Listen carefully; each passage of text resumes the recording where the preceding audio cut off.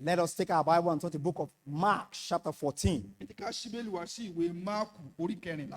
The book of Mark, chapter 14. I'm going to challenge us a little bit to remind us of God and what God expected us to be. I have preached from this passage before, but I want to use this word once again just to charge us to love God, to depend on Him, and to live for Him.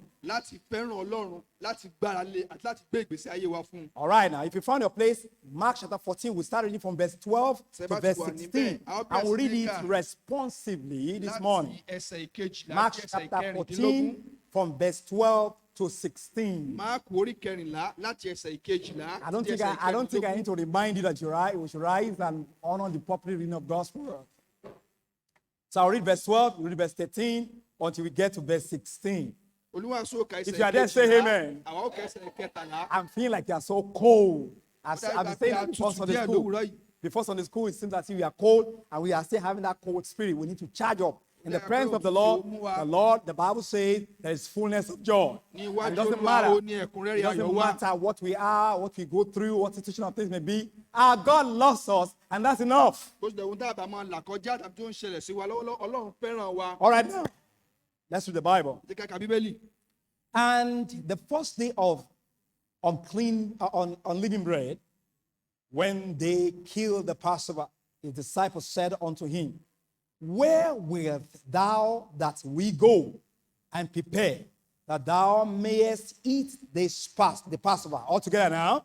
And he sent forth 2 of his disciples, and said unto them, go ye into the city, and there shall meet you a man bearing a pitcher of water.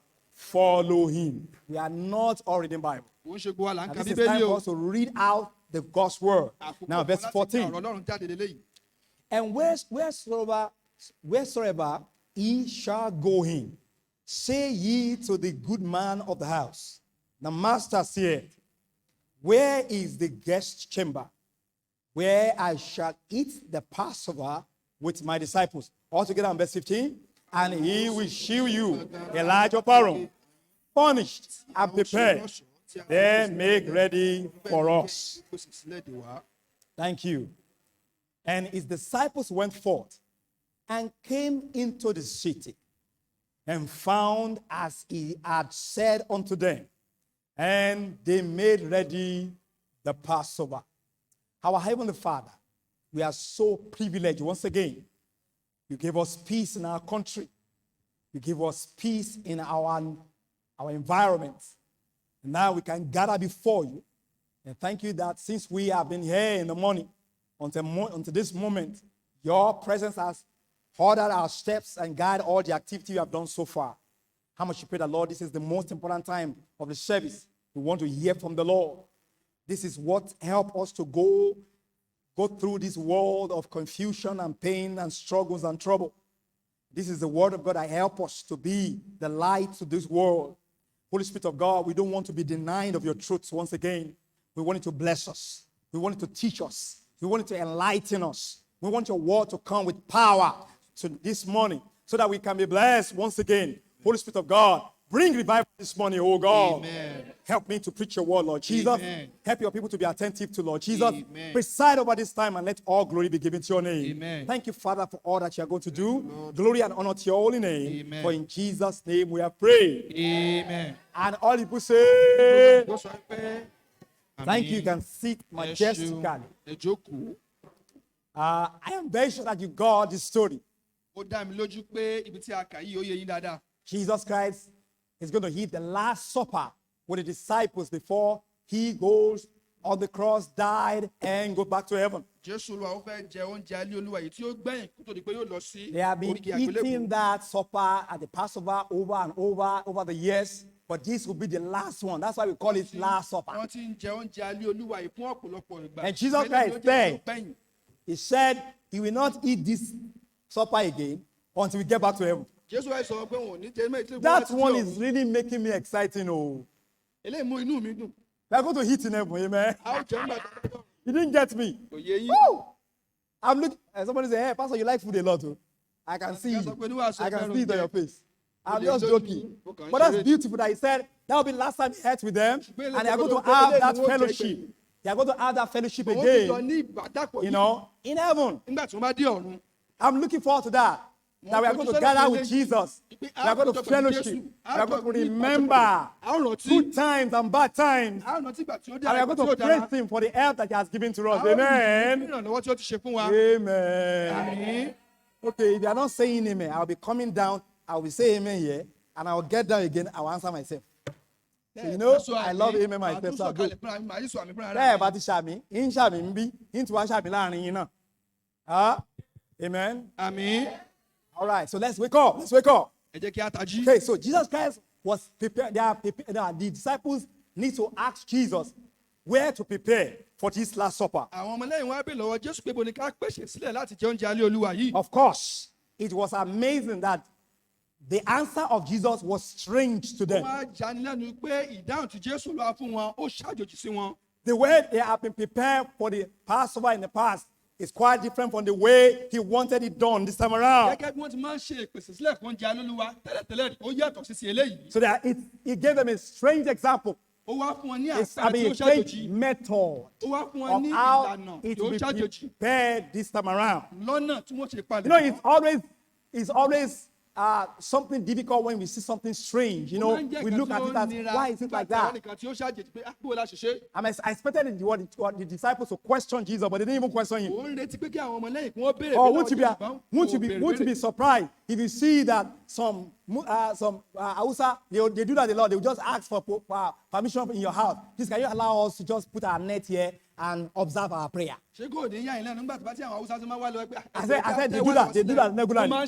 So imagine if they come to church and they just put their net side there and you walk into church today and you saw them observing their prayer in front of church. That would be strange, isn't it? I mean, you will want to question Pastor, why we allow strange things always caught attention. And that's what caught my attention when I saw that Jesus Christ strangely made the disciples to prepare for the Last Supper. Now stay with me. Stay with me. Don't think and don't go anywhere. Stay with me tonight this morning. And our focus is going to be about that way he prepared them for that Passover. Majorly, that man that was mentioned in that story, the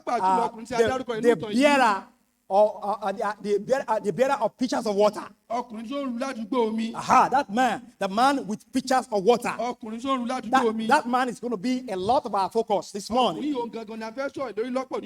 But to start with, it was strange how Jesus did it.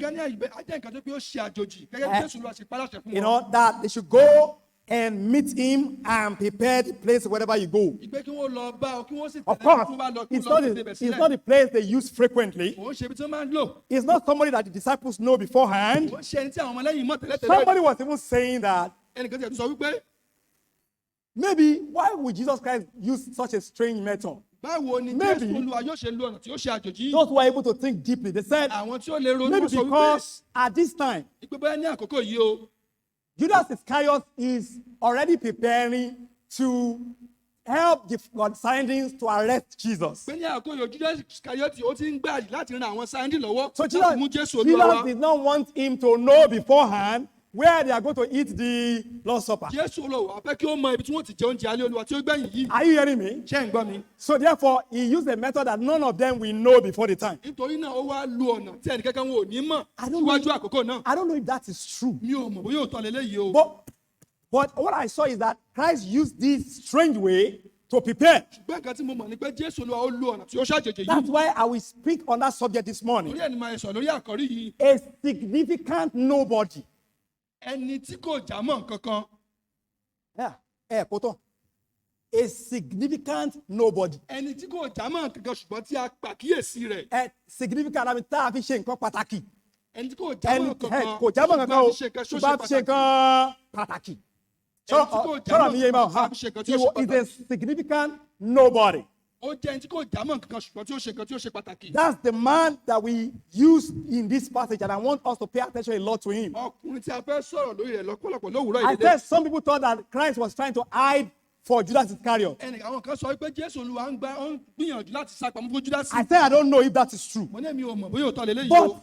But that Jesus Christ used that method Ṣùgbọ́n pé Jésù Olúwa ó lo ọ̀nà tí ó ṣàjèjì yìí. revealed two things to us. Ó fi nǹkan méjì hàn wá. See, I'm going to be giving you a set of things. Màá fi ọ̀pọ̀lọpọ̀ nǹkan màá fi hàn wá. The first one is this revelation, these two revelations. Àkọ́kọ́ òun ni ìṣípayá yìí. Don't forget I call the title of the message A Significant Nobody. Ẹ má gbàgbé pé ẹni tí kò jámọ́ nǹkan ṣùgbọ́n tá a fi ṣe nǹkan tí ó I don't know why Jesus used this, why Jesus Christ used this method. I don't know. yóò mọ ìdí Jésù wa tó fi lo But there ọ̀nà is yìí o. two things that quickly he revealed to us if you pay attention as you are reading it. Ọ̀fìn nǹkan méjì ó fi hàn wá lówùúrọ̀ yìí. What's the first thing we saw Kí there? ni nǹkan àkọ́kọ́ náà?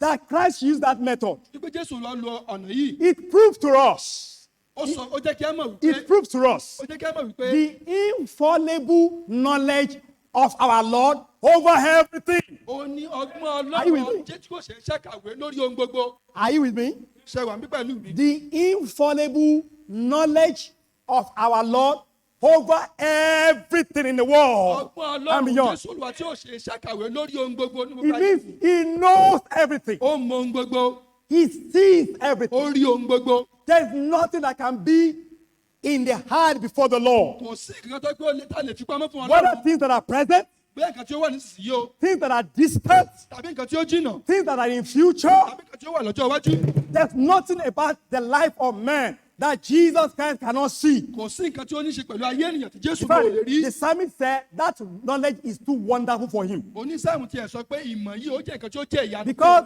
God, Jesus, does not wait for things to happen before he knows. Òun dúró kí kò Hey, ṣẹlẹ̀ kó tó di are pé you yóò with mọ̀. me? He doesn't have to watch the day as it happens before he knows what will happen. Kò kí ń jẹ́ kí kò dé kó tó di pé ó mọ̀ pé By the yóò way, ṣẹlẹ̀. Jesus Christ sees the whole 24 hours the same time. Jésù Olúwa ó rí gbogbo wákàtí Jesus Christ sees the whole week the same time. Ó rí gbogbo ọ̀sẹ̀ yìí ó rí lẹ́ẹ̀kan He náà. sees the whole month the same Ó time. rí gbogbo oṣù ó rí lẹ́ẹ̀kan náà. 365 days in a year, he sees it the Gbogbo same ọjọ́ time. tí ó wà inú ọdún kan ó rí lẹ́ẹ̀kan náà. A decade, he sees it the same time. Ọjọ́ tí ó ọdún mẹ́wàá ó rí lẹ́ẹ̀kan A náà. century, he sees it the same time. Ọdún ọgọ́rùn-ún ó rí lẹ́ẹ̀kan náà. A millennium, he sees it the same time. Ẹgbẹ̀rún ọdún ó rí From lẹ́ẹ̀kan the náà. beginning to the end, everything in his sight the same time. Láti ìbẹ̀rẹ̀ títí òpin ó rí lẹ́ẹ̀kan náà. No wonder he said, it is too wonderful for me. Túndé sọ pé ó jẹ́ ìyanu fún mi. There's no accidents in the eyes of Kò Jesus. sí nǹkan tó kàn ṣàdédé There cannot ṣẹlẹ̀ be níwájú any Jésù. coincidence to Kò sí Jesus. nǹkan tó kàn ṣàdédé ṣẹlẹ̀. There's no chance. Kò sí àǹfààní rẹ̀. It just happened by chance. No. Kò ṣàdédé ṣẹlẹ̀. Gbogbo ẹ̀ ló mọ̀. He knows about This everything. story showed to us Ìtàn yìí fi hàn wá that wípé even though he is in a place, bó tilẹ̀ jẹ́ pé ó wà níbì kan o. he is not limited to that place. Kò ń ṣe pé ibi ní ìkànnì kan ni ó wà. You are not getting the truth Kò this yé morning. wa. You are limited here. You don't know what is happening in your house now. Ibi tá a wà yìí àmọ́ tó ń ṣẹlẹ̀ nílé wa You don't know lọ́wọ́lọ́wọ́. what is happening in your room now. Àmọ́ tó ń ṣẹlẹ̀ tó yàrá wa lọ́wọ́lọ́wọ́ báyìí. I hope there is nothing there. Amen. Pé kò sí nǹkan Don't bẹ́ẹ̀ be scared, oh. o. Ẹ má jẹ́ kẹ́rù kì ó báyìí. You don't know if mosquito is flying in your room now. Bóyá kòkòrò bóyá. Unless you know that you left them there. Oh, but Jesus knows everything the same time because he's not limited to a place or to a time. Ṣùgbọ́n Jésù Olúwa ó mọ ohun gbogbo torí pé kò wà níbi kò tẹ́ pé gbogbo nǹkan ló Come kéde níwájú Before rẹ̀. this time, Kó tó di kí before this adé time, bẹ̀rẹ̀ in chapter 11, ní ẹsẹ̀ we have ní orí seen him kọkànlá. that when he was going to Jerusalem, Àgbégbà tí ó lọ Jerusalem, he was going to ride ass courts. a rí pé yóò gun kẹ́tẹ́kẹ́tẹ́. He has not entered into the place. Oh. Kò sí ìdébẹ̀ o. He told the disciples that go there, you will see the heart there. Wọ́n ní kí àwọn ọmọ ẹlẹ́rìí He's kí wọ́n lọ died. kí wọ́n rí kẹ́tẹ́kẹ́tẹ́ náà kí a dè He's died mọ́lẹ̀. there. Kí a dè mọ́lẹ̀. In fact, no man has climbed it before. Pé ẹnikẹ́ni ò tiẹ̀ sí ìkùn rí. Hallelujah. Hallelujah. I'm telling you, nobody can know whether that ass has been climbed or not. Kò sẹ́nikẹ́ni tó lè Whether mọ̀ bóyá anybody has kẹ́tẹ́kẹ́tẹ́ sat yìí- on it or not. But Jesus bóyá knows. sí ìkẹ́tẹ́ ṣùgbọ́n Jésù Olúwa mọ̀. I'm still feeling your coldness this Kò morning. sí ń wò pé àìpa tutù díẹ̀ ló wù He báyìí. knows Ó everything. mọ ohun gbogbo. He's the Lord of all Ó things. jẹ́ Ọlọ́run ohun gbogbo. He's the omnipresent. He's the omniscient. níbi- ó He's the ó wà níbi gbogbo lẹ́ẹ̀kan náà. omnipotent. He has an infallible knowledge of everything. Ó ní ọgbọ́n tí ò ṣe é ṣàkàwé ohunkóhun. That is what that story first showed to us. Ìdí ìtàn yìí tí wọ́n kọ́ fi hàn wá I said I'm lélẹ́yìí. going to show you two revelations, Ó right? máa fi ìṣípayá méjì hàn wá. Then we'll go to another set. A wà lọ sí So ìkejì. first, we saw the infallible knowledge of the Lord. A rí ọgbọ́n Ọlọ́run tí ò ṣe é ṣàkàwé rẹ̀. I don't know what you are going through now. Ní ìmọ̀ tó ń là kọjá lówùúrọ̀ yìí. Jesus knows it. Jésù Olúwa wa mọ̀. Amen. And he has a plan for it. Ó sì ní ètò fún un. No wonder at the end of that story, we heard that the disciples, they went into the city and they found as he said. gẹ́gẹ́ ti lẹ́yìn ìtàn yẹn pé àwọn They found wọn as lọ he said. sí ìdí gẹ́gẹ́ bí ó ṣe sọ. Wọ́n ní pé bó bá ti sọ̀rọ̀ bẹ́ẹ̀ náà lóore alágbára. You will always find him to be true. a rí bí ó jẹ́ olóòtítọ́. You know why? He has an infallible knowledge of all things. torí bí ó ní ọgbọ́n tí ó ṣe ṣàkàwé. But look at another revelation. ẹ jẹ́ ká tún wo ìṣípayá mìíràn. That story really tells us. tí ìtàn yìí tí ó kọ́ wa. It is not only the knowledge of Jesus, ó ṣe pé ọgbọ́n Ọlọ́run but kí á it ní bí ó. also proved to us ṣùgbọ́n tó fi ṣàkàyè rẹ̀ the fún wa pé Lord's interest, ìfẹ́ tí Ọlọ́run ní. the Lord's interest ìfẹ́ tí Ọlọ́run ní to build, láti to build your confidence in him and in his guidance. láti kọ́ ìgboyà wa nínú rẹ̀ àti nínú ìlànà rẹ̀. Hey, he wants to build your confidence. ó fẹ́ jẹ́ kí a ní He wants to build an ó assurance fẹ́ jẹ́ kí a lè farasí ká lè gbára lé. I can depend on the Lord. wípé a lè gbára lé. I can follow the Lord. mo lè tẹ̀lé Ọlọ́run. And I will be rest assured. màá sì ní ìfọ̀kànbalẹ̀. No matter what is going on around yóò me, tilẹ̀ wù kí ó rí ohun tí it bàbá is ṣe láyìíká. enough to believe the Lord and to follow him. ó kó láti gba Ọlọ́run gbọ́ àti The láti tẹ̀lé. story shows us that the Lord has interest to guide us. ìtàn yìí kọ́ ẹ pé Ọlọ́run fẹ́ darí wa. That is why, listen now, that's why the disciples, they have learned that truth. torí pé They àwọn came ọmọ to lẹ́yìn him. wọn ti kọ́ òtítọ́ yìí wọ́n wá bá. They came to him. wọ́n wá bá. Lord, Olúwa in verse 12, ní ẹsẹ̀ kejì. where will thou, ibo ni ìwọ fẹ́. where do you will? ibo ni ìwọ fẹ́. It is not what we just want to do or ó ṣe as kẹta bá regular. ṣe.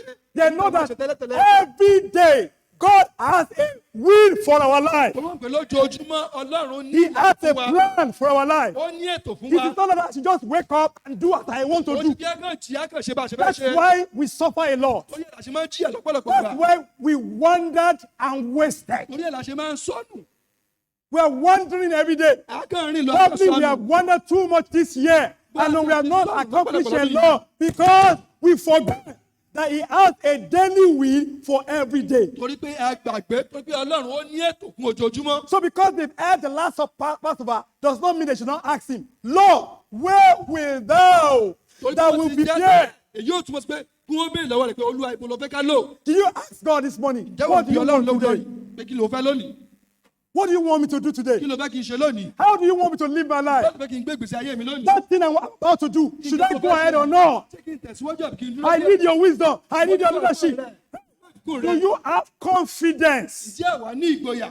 Rama, when we are coming this morning, remember the vulcanizer. ìyá gbẹ́ngbà tá à ń bọ̀ lówùrọ̀ yìí ọ̀rọ̀ tẹ tó ń tún táyà ṣe. I said, wọ́n you sọ are- pé what are you doing here? kí ló ń ṣe ń bí lówùrọ̀ He yìí. said, Lord, may the Lord have mercy on Olúwa us. kí ó ṣàánú fún wa. I am supposed to be in church too. ó yẹ kí n wà ní ilé ìjọsìn But you lọ́tọ̀. see, how we go do báwo am now? la ṣe ṣe. No food, sóúnjẹ. no money. sówó. I have to come here first. pé láti ọkọ wá bí. It will be sad for me to go to church and not give anything. yóò jẹ́ nǹkan tí ó bá ń jẹ́ kí n kà. And even after church, what am I going to eat? pé lẹ́yìn You see, ìgbẹ́ kí n máa that jẹ. vulcanizer does not have confidence in the Lord. àdìpẹ́ tó ń tún jẹ́ ìṣe kò ní ìgbẹ́. Neither did he ask the Lord, what is your will for me today? bákan náà kò béèrè lọ́wọ́ Ọlọ́run pé kí ni kí n So ṣe lónìí. he is short of good knowledge. ó wá ní Ṣé mọ̀ ní pé ọgbọ́n tí ó tó. ṣé mọ̀ pé tá a fi lọ tá a fi dé ó lè má rí customer ju méjì mẹ́ta lọ. Owó tó máa gbà kò ní jẹ́ nǹkan kan rárá. you know it might not even repair any tire. Ṣùgbọ́n tó kọ́ wá ìfẹ́ Ọlọ́run pàdé mi has look for the plan of God. tó kọ́kọ́ ṣe tọ́lọ́run náà tó wá kọjú sí Ọlọ́run. Ọlọ́run tó mọ bó ṣe lè mú owó yára láti inú ẹnu ẹja. God knows a way how to bring money from the mouth of a fish. Àwọn ọmọ ẹ̀yìn Jésù wọ́n pẹja láti alẹ́ títí dé ọjọ́ kejì wọn ò rí nǹkan kan mú. Disciples of Jesus Christ, they were turning from morning till But evening. the Lord of the fish, But Jesus Christ ẹni tó ju Olúwa who ẹja knows where all the fish are, tó mọ ibi tí gbogbo ẹja he wà. said, throw your net on the right side. ẹja àwọn You know what? He knows the right side. orí pé ó mọ ibi tí ọwọ́ ọ̀tún wà. And they did. wọ́n sì ṣe bẹ́ẹ̀. They got plenty that their net broke. wọ́n á pa ọ̀pọ̀lọpọ̀ ẹja tó pé àwọn ọmọ gan jẹ́. Hey, we will be wasting away a lot. a máa fà ọgọ́ wa ṣòfò lọ́pọ̀lọpọ̀. You see, this story showed us ìtàn yìí ó kọ́ wa wípé that the Lord, Olúwa wa not only that he has knowledge over ó everything, ṣe pé ó ní ìmọ̀ nípa ohun gbogbo but he nìkan. wants to guide you. ṣùgbọ́n ó fẹ́ darí wa. And he wants you to have confidence in ó him. sì lè kẹ́ ní ìgboyà nínú rẹ̀. That's why you can see that because the disciples needed a guide, he gave them a guide. ó gbé àwọn ọmọ ẹlẹ́yìn wọn béèrè ìlànà ó sì darí wọn. That you will find someone that will lead you to the place. pé yóò di ẹnìkan tí yóò darí wọn They síbẹ̀. don't need to talk to him. wọn ò nílò láti bá a They sọ̀rọ̀. don't need to introduce themselves to him. wọn nílò kí wọ́n bára wọn sọ̀rọ̀. They don't even need to. They don't need to have anything to do with him. wọn nílò láti bá a Jesus Christ sọ̀rọ̀. said, You will get into the city. You will see the man bearing pitcher of water. Follow him. All you have to do is just follow. Jesus made it so easy for us. All you have to do is what? Follow. And we follow Jesus. Anywhere, everywhere. And we follow him. He made it so easy. But our problem is that we don't follow. Jesus Christ just asked them to follow. And see the disciples. They simply obey what he said. Because the Lord said so. That was enough. They realized that he has an interest to guide them step by step into his own very will.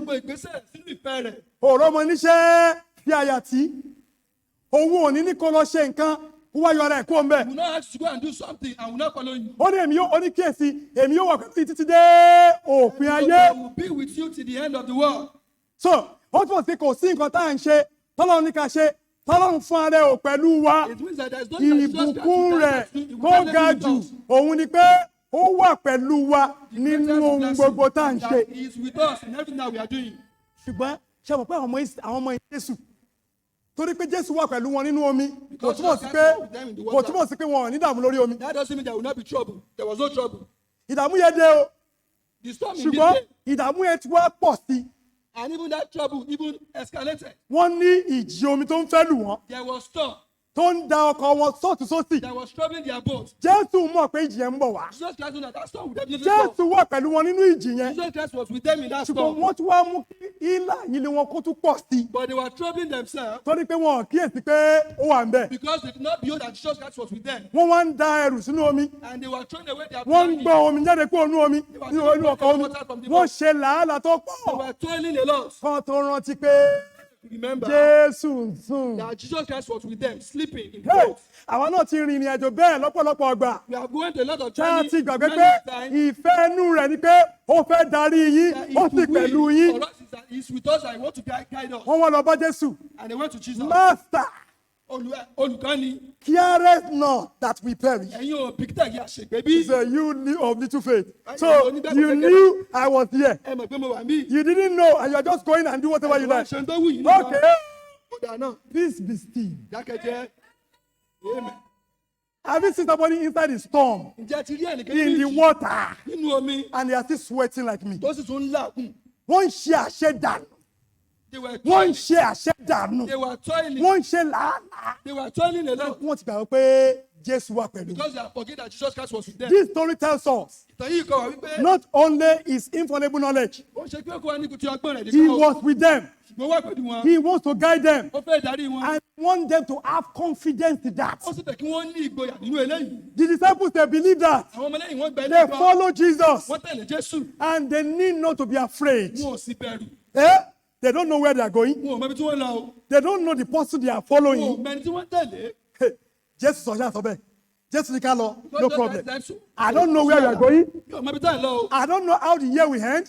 Mi ò mọ bá ti yọ I don't sí know parí. all the days of the life. Mi ò mọ gbogbo ọjọ́ tó wà náà. But Jesus Christ said, go. Ṣùgbọ́n Jésù sọ pé máa lọ. I'm just going. Mo sì ń lọ. They don't know where they are going. Wọn ò mọ ibi tí wọ́n lọ. They don't know who they are Wọn ò following. mọ ẹni tí wọ́n tẹ̀lé. They don't even know the person they are going to. Ṣùgbọ́n wọn kò wá tó mọ ẹni tí wọ́n lọ bá gan. But they believe Ṣùgbọ́n wọ́n gbàgbọ́. that person will comply. Wípé ẹni yìí yóò tẹ̀sí sí wọn. They believe Wọ́n gbàgbọ́. they will prepare the place. Pé wọ́n lè pèsè ibẹ̀. They believe Wọ́n gbàgbọ́. the place will be ready for the Passover. Ibẹ̀ náà yóò ṣe wọ́n lò. Do you know why? Ǹjẹ́ ìmọ̀ ìdí náà? Because the Lord said so. Torí pé Jésù Olúwa sọ bẹ́ẹ̀. And that was enough Eléyìí ti tó to follow. láti tẹ̀lé. Hey, what am I telling you, my Mo brother? sọ lówùúrọ̀ yẹn èèyàn mi. You need what? Listen to that. They need not fear Wọn ò nílò láti bẹ̀rù. a disappointment. Wọn ò nílò láti bẹ̀rù. Whoever go upon the word of Christ, Wọn ò nílò láti bẹ̀rù pé àwọn ó kùnà lẹ́yìn tó bá tẹ̀lé ọ̀rọ̀ Ọlọ́run. you need no disappointment in your life. You need no fear of disappointment in your life. Láti bẹ̀rù ìkùnà. Whenever you follow the word of Christ, Nígbà tí ẹ bá tẹ̀lé ọ̀rọ̀ Kristi. nígbà tí wọ́n ti mọ̀ pé mò ń tẹ̀lé ọ̀rọ̀ Jésù, Since ó you ní know láti the bẹ̀rù. word of Christ, you don't need to be afraid. Ó bẹ̀rù dáadáa tó o bá tẹ̀lé ọ̀rọ̀ Jésù. You will exercise a lot of fear if you don't follow the word of Onísáàmù Christ. ní pé bí èmi bá tilẹ̀ ń rìn ní àfonífojì The psalmist said, òjijì ikú Even though I Èmi walk kì yóò in the bẹ̀rù valley ibi of the shadow kan, of death, ibi kan ni I àti shall ibi fear no evil. àti ibi tó wà nítorí pé ó ṣáà pẹ̀lú mi. Because he's with me. You don't need to be afraid. Nílò láti bẹ̀rù. There's no need to be afraid Nílò láti bẹ̀rù. when you are following the word of Jesus. Nígbà tí a bá ń tẹ̀lé ọ̀rọ̀ Kristi.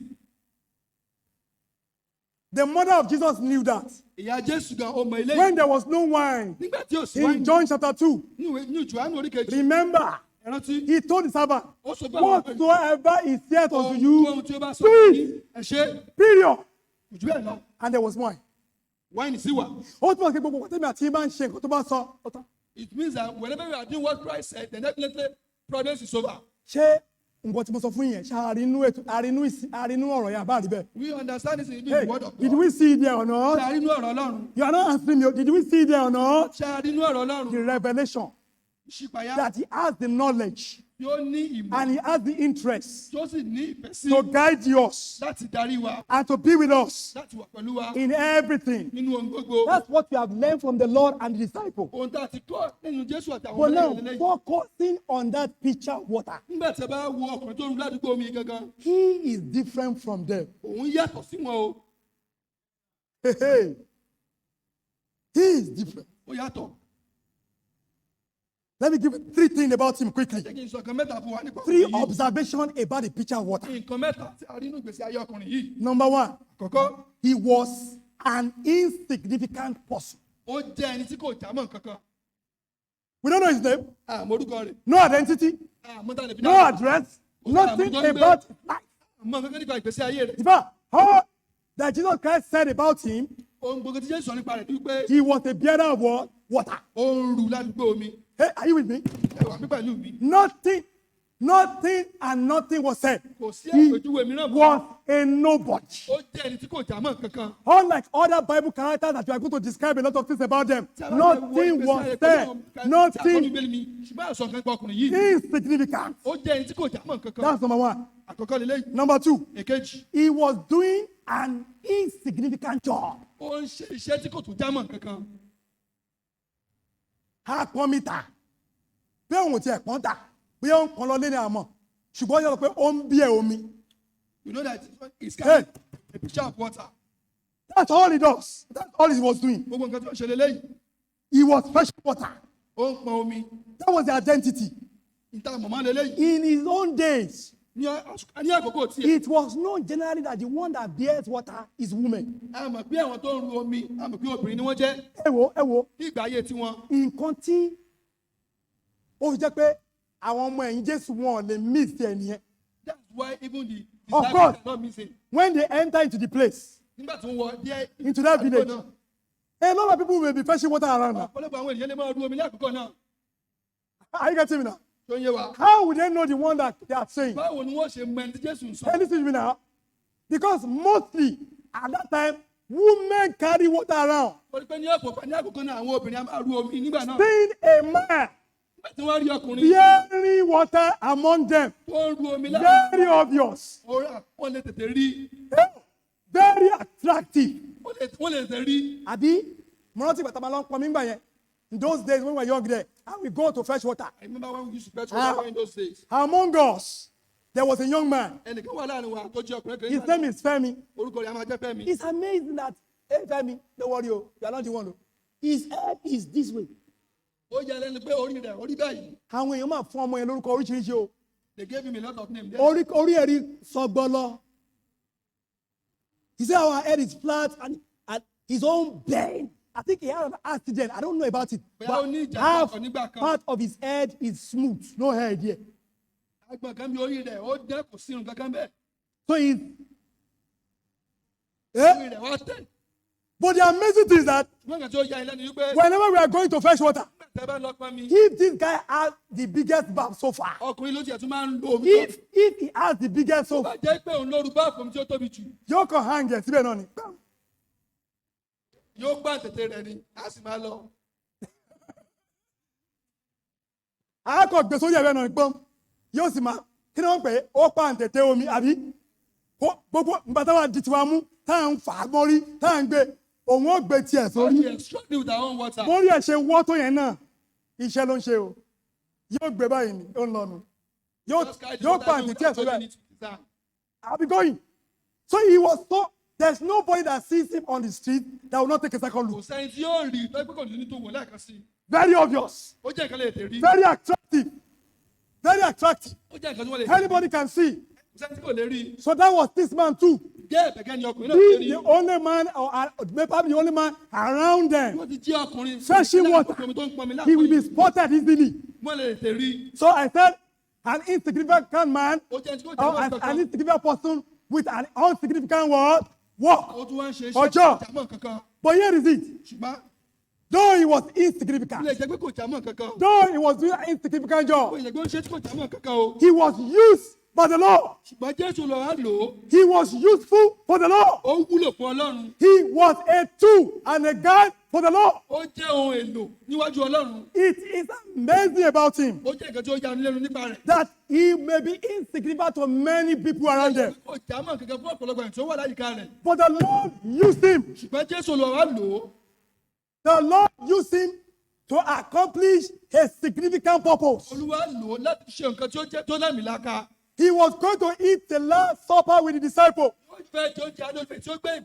Of course, if those who thought that Judas Iscariot was the reason, surely God does not want any disrupt that night, because it was a very important night between him and his disciples. He wants to explain to them. He wants to explain to them. He has been telling them before, but they are yet to understand that, hey, I am going to be killed. I am going to die, but I will resurrect. But that night, he will explain to them that this body will be broken for your sin. My blood will be shed for your cleansing of sin. It is a need for you that I should die, that you may live. Listen, what more significant can a man want? What usefulness can a man ever desire? What fulfillment can a man want? That to be useful for the Lord. What else? That's why God wants your confidence in him. God wants your confidence in his guidance, because he wants you to know your value is your usefulness for him.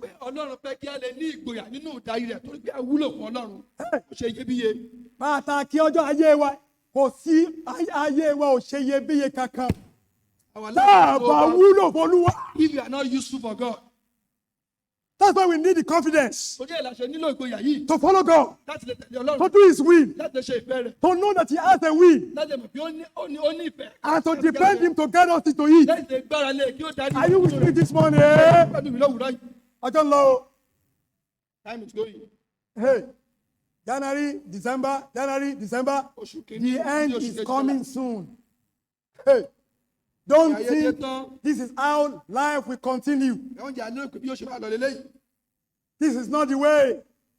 Jesus Christ is coming back soon. The world is going to its fullness. In its fullness.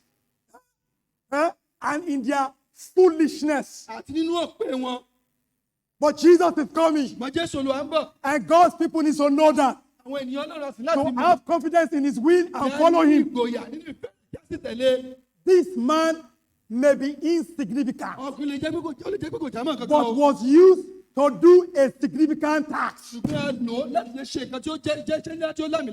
only that he was used for a significant task. Hey. If you take note of that Bible verse very well. The Bible said he used unknowingly. Everything that God did with his life, he didn't even know. He doesn't know at all. He didn't know that the Lord knows where he was. He didn't know that somebody was following him. He didn't know that they are going to use that place for Passover until that time. Unknowingly. Do you know there are many things about you that you don't even know God is using. ǹjẹ́ àmọ̀ pé ọ̀pọ̀lọpọ̀ wà nípa ayé wa tó pé Ọlọ́run ń lò. You may look like as if you are irrelevant to this ó world. lè dàbí pé àwọn ìjàmọ̀ nǹkan ní ayé yìí o. Ká mọ̀ mí, Who know me? Who knows me? kí ni ìwúlò mi? I'm coming there. Mo ń bọ̀ síbẹ̀. But God used this man. Ṣùgbọ́n Ọlọ́run lo ọkùnrin yìí. He used him Olúwa lò ó. because he was faithful to his work so much that he got the Lord's attention. Torí bí ó jẹ́ olóòótọ́ sí iṣẹ́ rẹ̀ tí bí Ọlọ́run kan fi kíyèsí. I don't know what you are thinking of yourself this Mi ò morning. mọ nǹkan tó ń rò nípa ara rẹ̀ láwùjọ. I don't know what you think you are in the presence of God. Mi ò mọ tó ń rò nípa ara rẹ̀ níwájú I don't Ọlọ́run. think maybe you have looked at your life that is not worthy as such, so you are living as you like. Bí ó ti ẹ̀ wò pé ìgbésí ayé ò jámọ̀ kan wá ń gbé ìgbésí ayé rẹ̀ bó ṣe wù ọ́. You complain, you grumble, you don't find satisfaction in many things. O nínú sunu ọ̀pọ̀lọpọ̀ nǹkan tó ń ṣe. And so that makes you to just follow the world Eléwàá jẹ́ kí o máa tẹ̀lé ayé. and just live the way you like. Láti jẹ́ kí o máa gbé ìgbésí ayé bó ṣe wù ọ́. Hey, as you are doing that, you are missing the purpose of God for your life. Òun gbàdánù ètò Ọlọ́run fún ìgbésí ayé rẹ̀. As you are doing that, you are missing what you can be for the Lord for your Òun life. gbàdánù nǹkan tí o lè jẹ́ fún Ọlọ́run fún ìgbésí ayé You rẹ̀. may consequently miss so much a blessing that God has for you because you don't think you are relevant to Him. O tún lè pàdánù ìbùkún Ọlọ́run kan fún ayé rẹ̀ torí pé òun lérò pé ò jámọ̀ kankan fún Ọlọ́run. What did I say about this Kí man? ni mò ń sọ nípa ọkùnrin He yìí? was insignificant, Ó jẹ́ ẹni tí ò jámọ̀ kankan. did an insignificant job, Ó ń ṣe iṣẹ́ tí ò jámọ̀ kankan. but he was used significantly for the Lord. Ṣùgbọ́n a lò láti fi ṣe ohun pàtàkì fún Ọlọ́run. What 3 lessons can we learn from him? Ẹ̀kọ́ mẹ́ta wo la lè kọ́ ní ìgbésí ayé ọkùnrin yìí? Hey, say with me now. Ẹ dúró pẹ̀lú mi o. This is the last set of things I'm going to Eléyìí say. tó gbẹ̀yìn nínú nǹkan tí mo fẹ́ sọ fún wa. I am still trying to look about the life of this man, Mo tún gbìyànjú the àti wo ìgbésí bearer, ayé ọkùnrin yìí. or the bearer of pitcher Ọkùnrin tó pitcher ń of ládùúgbò water. mi. There are 3 things I can learn from him very Nǹkan quickly. mẹ́ta la lè kọ́ ní ìgbésí ayé rẹ̀. Hey, stay with me. So you will know Kí ẹ̀yin náà kí o lè mọ̀. God cares about you. Olúwa ó bìkítà nípa God rẹ̀ cares o. about what you do. Olúwa bìkítà nípa nǹkan tó ń ṣe. He has interest in making good use of every one of it. Ó ní ìfẹ́ láti ó ní inú láti lo owó. And he has plan to Ó bless sì ní you. ètò láti bùkún rẹ̀. We have seen 2 revelations. Àti rí ìṣípayá méjì. We have seen 3 observations about the man. Àti rí nǹkan mẹ́ta nípa ọkùnrin But yìí. let's not learn 3 lessons from Ẹ him. jẹ́ ká wá kẹ́ ẹ̀kọ́ mẹ́ta láti inú ìgbésí ayé When ọkùnrin. we look at that story Nígbà tí a bá wo ìtàn yìí. about this bearer of pitcher, Nípa ọkùnrin tó ń ládùúgbò mi yìí. number 1, Àkọ́kọ́, hey, however bó tilẹ̀ jẹ́ wípé lonely our life starts. bó lè jẹ́ pé bí ìgbésí ayé wa bí ó ṣe lè wà rẹ̀lẹ̀ tó. Bó ti lè wù kí iṣẹ́ tó ń ṣe lè kéré kó má wúlò kó má Bó ṣe lè wù kí iṣẹ́ tí a ṣe kí ó kéré tó. however lonely our life starts, Bó ṣe lè wù kí ó kéré kí iṣẹ́ tí a ṣe kí ó kéré tó. no matter how low it may be, Kò sí bó ṣe lè wù kí ó kéré tó. the master's eye is upon us. Ojú Olúwa ó ń bẹ lára rẹ̀. Ojú Olúwa ń bẹ lára wa. No matter how insignificant your work may be, Bó tilẹ̀ wù kí ó dé pé kò kí iṣẹ́ tí a ṣe ò dámọ̀ kankan tó. whether your work is for surviving, for surviving, Bẹ́ẹ̀ kò kì í rí nǹkan jẹ lásán ni o. or the work you are doing for the service of the Lord. Bẹ́ẹ̀ kò iṣẹ́ Ọlọ́run ni. Ṣẹ́gbọ́, bóyá iṣẹ́ òòjọ́ rẹ ni o, tàbí iṣẹ́ ìsìn rẹ o, bó tilẹ̀ nǹkan kéré tó, ojú Olúwa ń bẹ lára rẹ. No matter how small your task is, the eyes of the Lord is upon you. Ojú Olúwa ó ń wo ohun tó ń ṣe. The eyes of the Lord is beholding what you are doing. The eyes of God see everything into details. Ojú Olúwa ó ń ṣe gbogbo, ó rí gbogbo ẹ̀. Whether you are a teacher, he sees how you are Ojú teaching. olùkọ́ni, ó rí bó ṣe ń kọ́ ni. Whether you are selling bread, he sees how you are Bóyá ò ń selling. ta búrẹ́dì, ó rí bó ṣe ń tà á. Whether you are selling pepper, Bóyá ò ń ta ata. Ìyá Tọ́bọ̀lájẹ́, with your food store, God sees it. Oúnjẹ tẹ́ ń ta, Olúwa rí bẹ́ẹ̀ ṣe ń tà á. Tẹ́ ẹ bá ń jí nǹkan nínú ẹ̀, ó mọ̀. Tẹ́ ẹ ń jí òṣùwọ̀n. Ṣé àwọn tí obìnrin ti sọ fún yín sí? Kì í sáré tún àwọn ilé tí àwọn ìtàn yẹn. Tampering with the measurement. Tí ń fi yèríkà àwọn ìrẹsì fún mi. Mo fẹ́ báyàwó mi rà ìrẹsì lọ́lé. Ó wọ́n fẹ́ gbá mi. Bó ṣe ń wọ̀n, wọ́n lọ ẹ̀rìn gìdé tí ó. Wọ́n wọ̀n kíní. Wọ́n wọ̀n kejì. Ẹ mọ̀ pé àwọn ọkùnrin a máa fẹ́ bí kó ti ṣẹlẹ̀ kíákíá ètè lọ ní. Mo ti gbójú mi kó mbẹ. Ìyá bá fi ìdí agolo wọ̀n. Mo bá kà á, mo rí yes. Mo ní màmá ẹ tún dálẹ̀ kẹ́ ẹ tún pọn. Ẹ jọ̀ọ́ àwọn kọ́sọ́mà pọ̀ tàbí ọmọ kẹfẹ́ rà ẹ rà. Mo ní ó dàbọ̀ ó dà ẹ wá dájú ẹ má bí ẹ ti ń bínú. Ó yẹ̀ṣẹ̀ wá wọ̀n dáadáa. Ojú Jésù rí. The Lord. Ojú Jésù rí. Tàbí ará bí tí ń ta chicken. Ṣé rántí? Ó ti ta gbogbo frozen chicken ẹyọ kan ló kù nínú freezer. Customer dáadáa wá dé. Bẹ́ẹ̀ ló ń sára wọn. Customer mi tó sure. Ẹ ti dé nìyẹn. Mo mọ̀ kí n máa clear bí ni. Customer ní mo fẹ́ chicken tó tóbi. Mo máa láwọn àlejò ní weekend yìí. You trust now? Mo ní chicken. Yes. Ó bá gbé chicken ńlá. Chicken yẹn sì tóbi lóòótọ́. Ó gbé sórí scale. Obìnrin yẹn wò ní. Chicken tóbi. Ṣùgbọ́n mo fẹ́ kó tó tóbi jù bẹ́ẹ̀ lọ. Ó tún dá padà sínú freezer. Ẹ má gba ìpẹ́ ẹ̀kọ́ ló kù o. Ó wá ṣe gbúdúgbúdúgbúdúgbúdúgbúdúgbúdúgbúdú. Ṣàwọn kó ó máa nira láti yọ ohun tó bá ti lẹ́nu ice. Wọ́n tún gbé the same thing jáde. Wọ́n wá gbé sórí scale. Wọ́n ra fi ọwọ́ wọn díẹ̀ sẹ́gbẹ̀ẹ́. Sórí scale yẹn ṣe pé ara pa. Wọ́n tún gbé wọn. Very good. Eléyìí náà tóbi. Ẹ̀yin student, Ọlọ́run mọ nọ́mbà lẹ́yìn. Ọlọ́run mọ nọ́mbà lẹ́yìn, ó mọ nọ́mbà ọkàn yín. Ẹ wo, obìnrin yẹn kàn ní, yes, this is big. Ara mi kó méjèèjì wá. Ṣé mọ bí ojú àwọn cartoon ṣe máa ń ṣe táyọ̀ gbẹ̀ngbẹ̀ngbẹ̀ngbẹ̀ngbẹ̀. Àṣírí tú.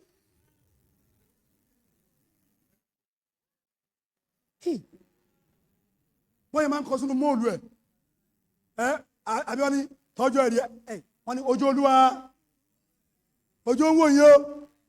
Ẹ wò kò sóhun tẹ́ ń ṣe tọ́lọ́run ní interest mẹ́. Nothing that we are doing that God has no interest. Ìwọ lè máa ṣe kó máa kùn. I be doing it and be grumbling. Pásọ̀ ń wàásù. Bí kí mi náà dẹ̀ kó èké mi mọ̀ ń wàásù. Èmi ń bẹ̀rẹ̀ ṣọ́ọ̀ṣì. Ọlọ́run ní bó ṣe ń ṣe o. God can see you. Ṣé kò sí nǹkan tó kọ́ Ọlọ́run pé ṣó kéré àbó tóbi? God has no interest whether it is big. Kí nǹkan tó ṣe pàṣẹ Ọlọ́run ni pé báwo ló ṣe ń ṣe? What matter is how are you doing it? The Lord, the Master's eyes Ojú Olúwa. is upon you o. Ó ń wò wá. What you are doing for survival.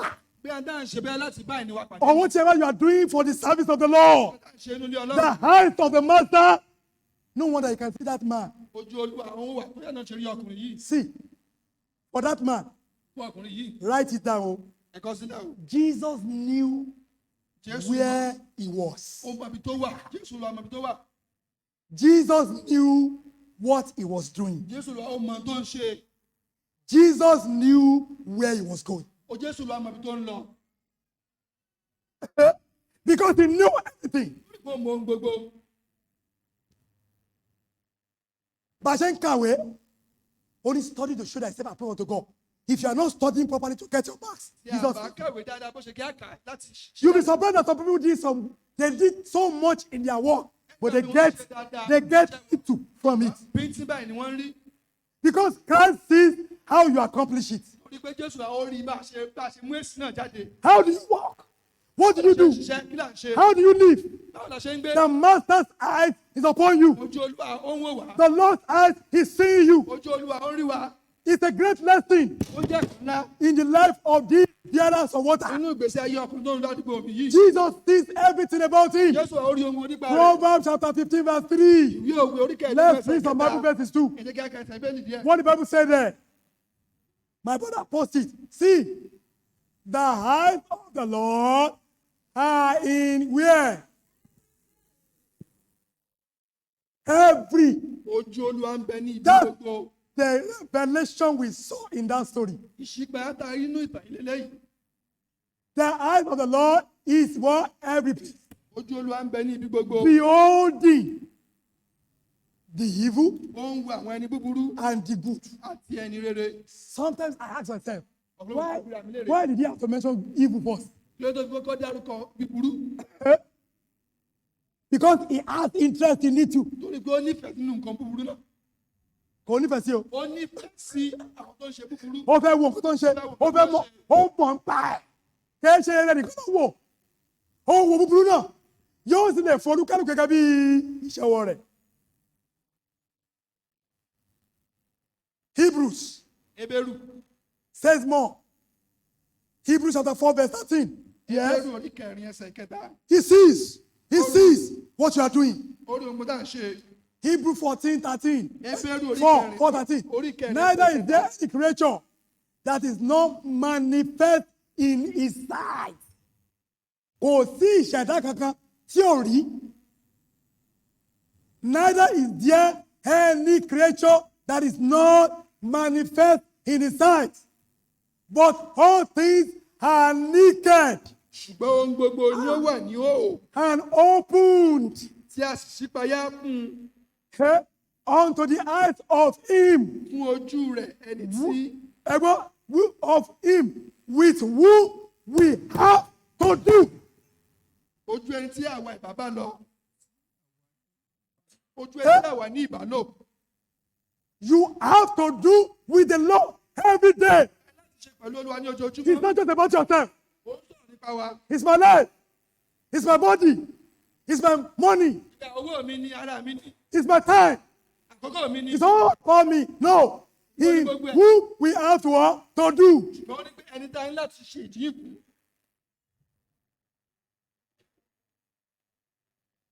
Am I offending you? Ṣé mò ń ṣẹ̀wá ni? That's the truth. Oh. Tọ́ lélẹ́yìí o.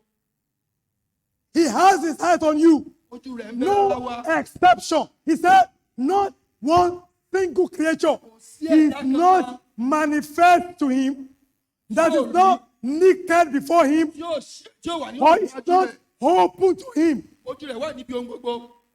The earlier we know, the better for us. Ó ṣe pàtàkì fún wa kí á tètè mọ̀. That Jesus' eyes is there. Ibi ojú Olúwa ó wà níbẹ̀. His eyes is there. Ojú Olúwa wà níbẹ̀. He cares of what we do with our life. Ó bí kìtà ní pàkàtà ń fi ìgbésí He ayé wa ṣe. cares what we do with our time. Ó bí kìtà ní pàkàtà ń fi àkókò wa ṣe. No wonder he said in 2 Chronicles chapter 16 verse 9, Oníyàlẹ̀ sọ́nù Króníkù kejì orí the kẹrìndínlógún. eyes of the Lord Ojú Olúwa run to fro, ó ń lọ ó wá sí wa lọ. for the eyes of the Lord run to and fro throughout the whole world to shew himself Láti fi ara rẹ̀ hàn. run on your behalf.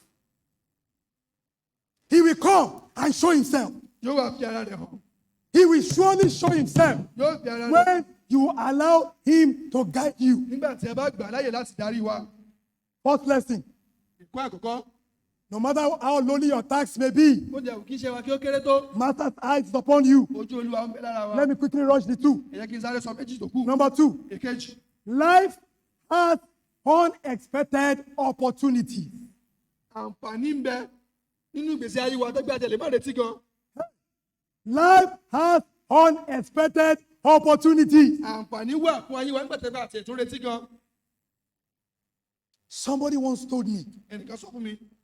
he said, and I wrote that word. He said, he who passed by, Ẹni tí ó kọjá. he who passed by an opportunity Ẹni tí ó kọjá níbi tí àǹfààní wà.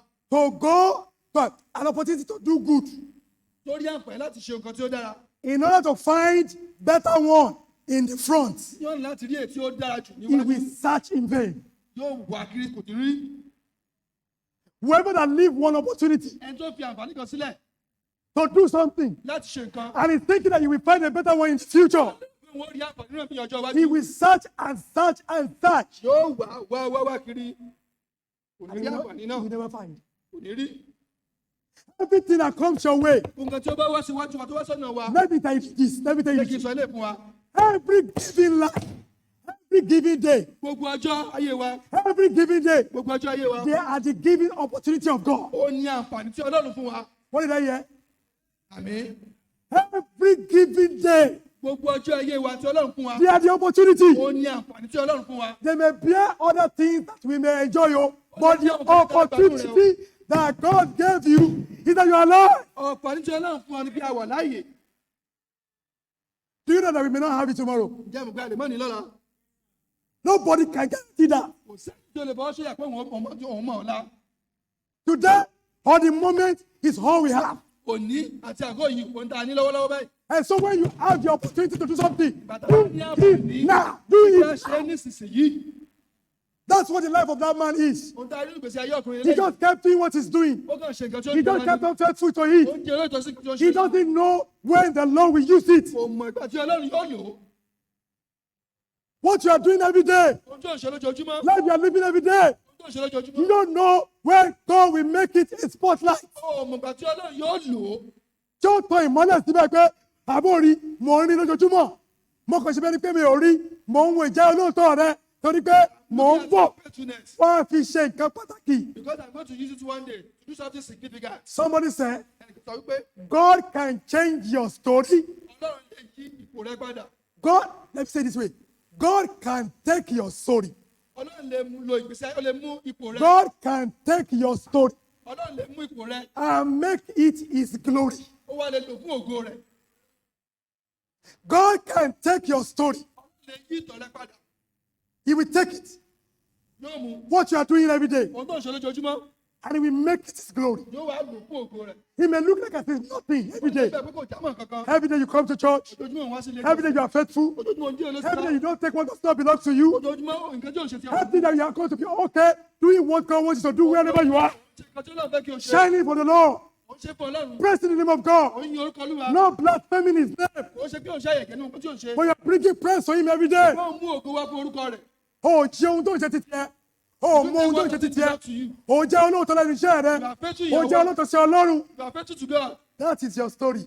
Ìtàn rẹ lélẹ́yìí o. It may look like nothing, Ó yẹ ẹgbẹ́ kò tẹ̀ mọ́ nǹkan kan. but God may take it someday Ṣùgbọ́n Ọlọ́run lè mú lọ́jọ́ kan and make it his own glory. kí ó wá lò fún ògo rẹ̀.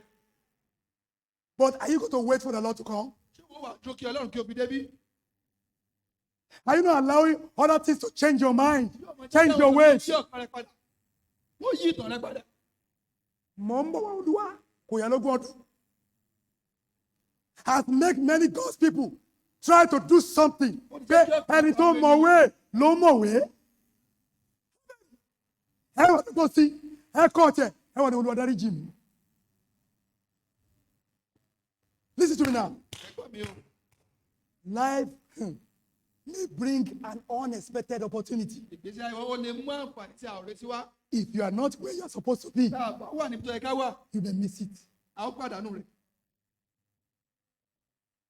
The life of that man Ìgbésí ayé ọkùnrin yìí, tells us ó sọ fún wa wípé he was useful ó wúlò. because he chose to do his work the same way. Torí pé ó yàn láti ṣe iṣẹ́ rẹ̀ ní ọ̀nà òtítọ́ bó ṣe ń ṣe. Hey, God wants us to be that way. Ọlọ́run fẹ́ kí ẹ̀rọ náà kì í rí bẹ́ẹ̀. Somebody said, Ẹnìkan sọ wípé he said, our saddest memory, àkókò ìgbésí ayé wa tó or burú jù what will be our saddest memory tàbí nǹkan tí ó burú jù nínú ìtàn ìgbésí ayé wa at the end of our living nígbà tí a bá kúrò nínú ayé yìí. will be our lost opportunity to serve the Lord. Ó ní àwọn àǹfààní tí a ní láti fi sin Ọlọ́run tí a ò lò. That's sọnù.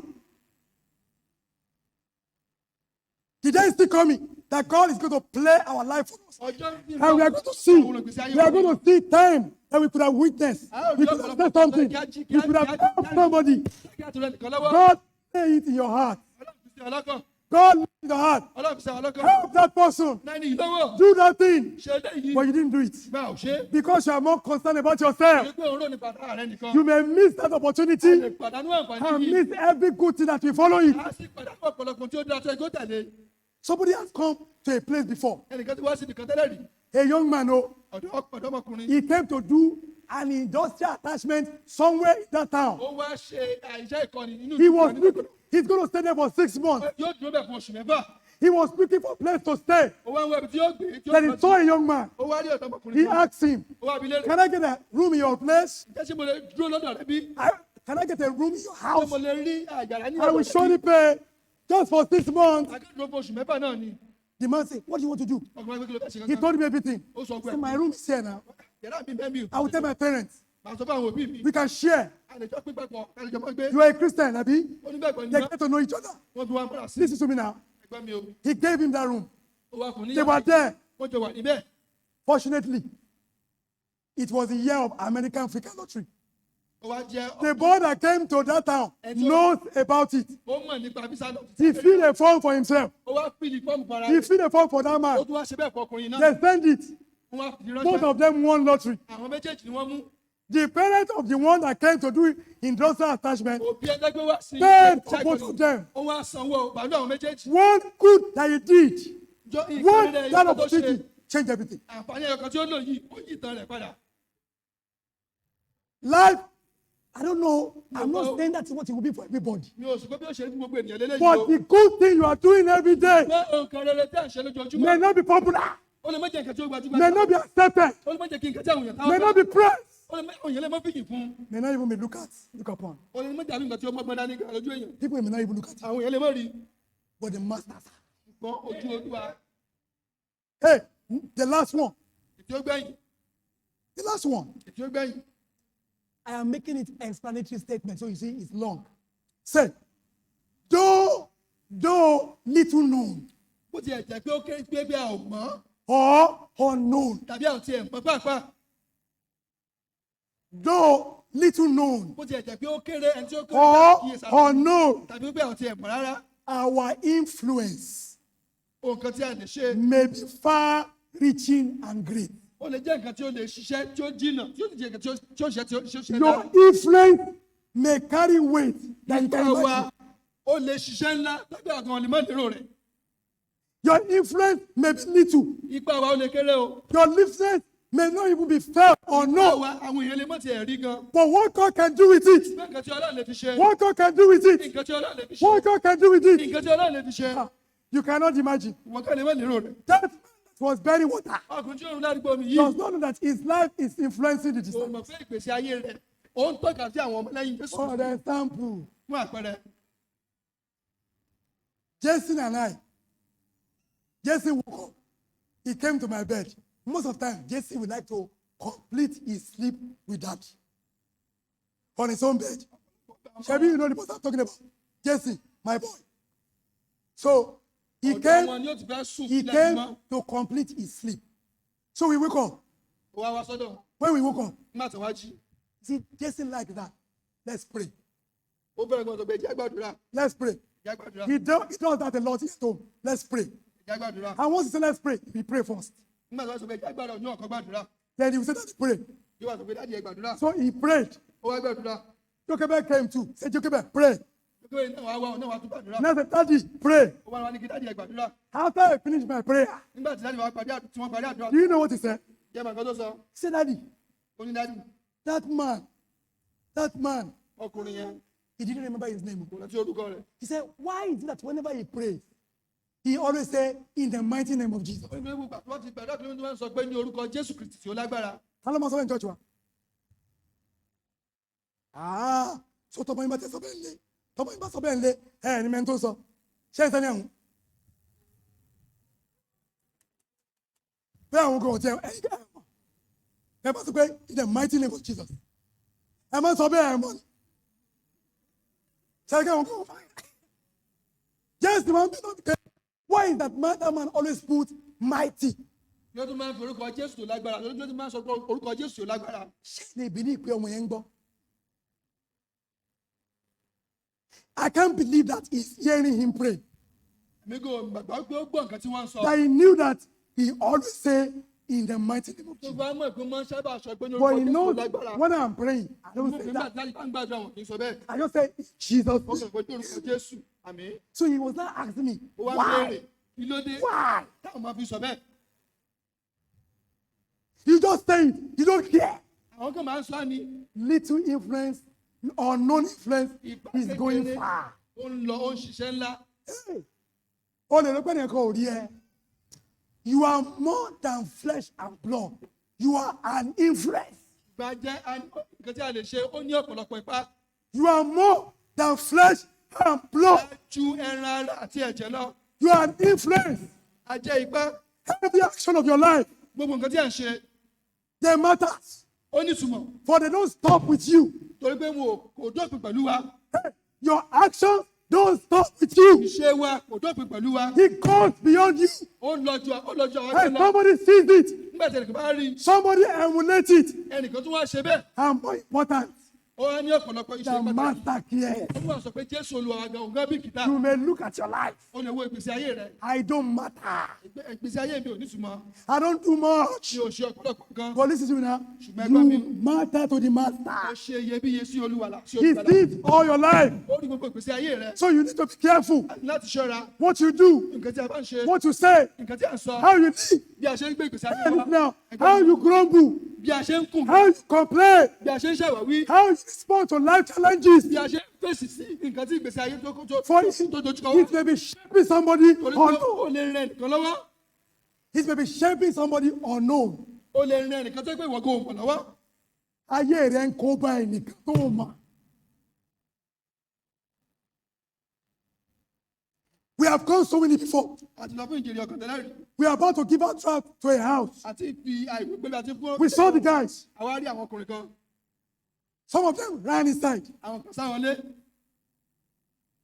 And we pinned some of them down. Àwọn míì wọ́n á dúró. This is serious, láti bá wọn though. sọ̀rọ̀. We gave tracts. A fún wọn ní ìwé tàbí ṣe ìjèrè ọkàn. But before we get to the other side, Ṣùgbọ́n tó dé àwọn mẹ́tò wá ń ta. we now heard the guy saying something. Àwa gbọ́ ti ẹnìkan tó sọ wípé. Àwọn ọmọ Kristẹni yẹn, wọ́n máa burú gan. In fact, if you see that girl, Those Christians they are dangerous.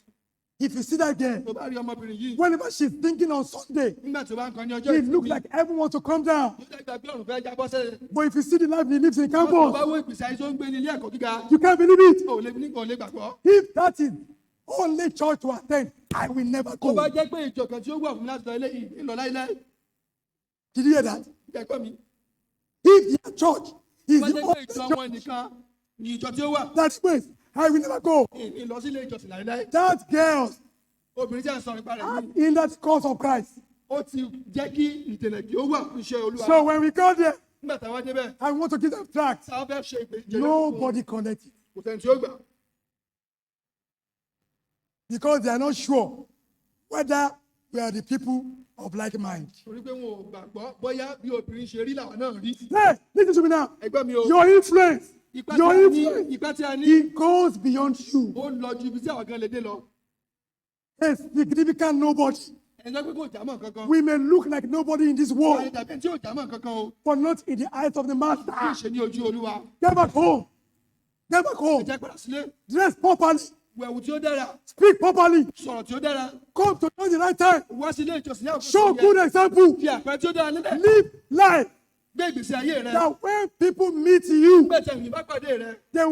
they will think they have met Jesus Wọ́n Christ. lè rí bí àwọn ti bá Jésù pàdé ni. That every time they meet you, Pé gbogbo àti bá bá ọ̀bà. every time they have contact with you, Àti bá bá sọ̀rọ̀. your life will remind them something Ìdájọ́ about wọn yóò rẹ̀ Jesus. nǹkan nípa Jésù. That's a good life. That's a good Ìgbé influence. ayé tí ó dára nílé ìgbà tí ó dára nílé. You may look like as if you are not making any difference where you are. Ó lè bí pé àmú ìyàtọ̀ wá níbi tí a wà o. God sees you. Jésù Olúwa wá rí ọ. God wants to use you. Ó fẹ́ lò ọ́. You matter to Him. Ó ṣe iyebíye sí i. And He wants to use your story Ó sì fẹ́ lo ìtàn rẹ for His own glory. fún ògo rẹ̀. Every bow. Kí gbogbo orí kí ó wà ní títẹ̀ bá. Every bow. Kí gbogbo orí kí ó wà ní títẹ̀ bá. Every bow. Kí gbogbo orí kí ó wà ní títẹ̀ bá. Every bow. This morning, Ní òwúrọ̀ yìí, has the word of God challenge you? ṣé ọ̀rọ̀ Ọlọ́run tí ó ti pè ọ́ níjàbí? Looking at your life today, Nígbà tó ń wo ìgbésí ayé rẹ̀, hey, would you say you have confidence in the Lord? yóò lè sọ pé o ní ìgboyà nínú Ọlọ́run. Living for the Lord, Yóò ń gbé ìgbé ayé rẹ̀ fún Ọlọ́run. living for His feet, Yóò ń His gbé truth. ìgbé ayé rẹ̀ fún Ọlọ́run fún òtítọ́ rẹ̀.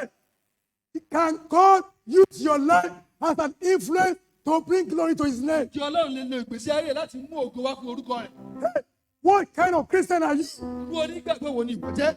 Think about your life today. Orúkọ ìgbésí Be ayé rẹ̀ ló wù. honest with yourself. Kí olóòtọ́ sí ara rẹ̀. If God can use a water bearer, Tí Ọlọ́run bá lè lu ọkùnrin tó ń pọn mítà. a man bearing pitcher of water, Ọkùnrin tó ń pọn mítà. akọmita, tí Jésù bá lè lò ó, If God can use a bearer of water, mélòó wà ní ìwọ? how much more? Hey, are you useful? Are you useful? Ǹjẹ́ òǹjẹ́ Are you useful? ǹjẹ́ òwúlẹ̀ bí? Are you useful? Ǹjẹ́ òwúlẹ̀ bí? Are you useful? Àjọ òwúlẹ̀ bí? Can God take your life Ṣé Ọlọ́run lè lo ayé rẹ̀ bí? to bring glory to His name? Ṣé ó lè lo ayé rẹ̀ láti mú ògo wá? Are you enjoying God's blessing? Ṣé ìgbésí ayé rẹ̀ ṣó ń Are you enjoying God's blessing because you are faithful to the Lord? Are you praying this morning?